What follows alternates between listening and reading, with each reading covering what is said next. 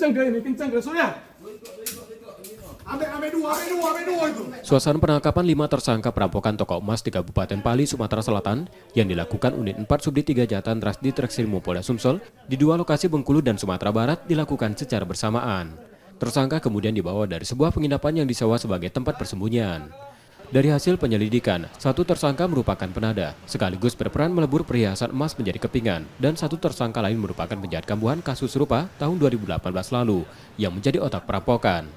Setelah dikumpulkan, polisi menemukan emas 1,5 kg yang sudah dilebur menjadi 9 keping, uang tunai 24 juta rupiah, sepeda motor bekas yang dibeli dari hasil curian, dan 2 pucuk senjata api rakitan beserta amunisinya. Yang mana pada saat 3 langsung masuk toko emas, langsung menodongkan senjata api rakitan. Senjata api rakitannya.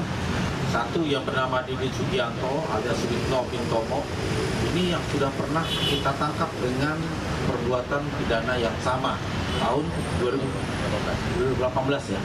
Pemilik toko emas yang datang ke Polda Sumsel mengaku mengalami kerugian tak kurang dari 2 miliar rupiah dari perampokan tersebut.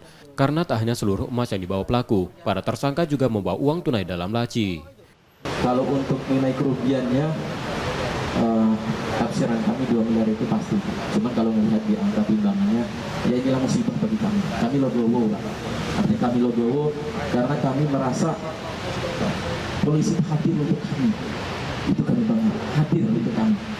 Yang kami tidak tahu apa-apa, lapor Kapolres, lapor sudah ditindaklanjuti. Mereka selalu ada untuk kami.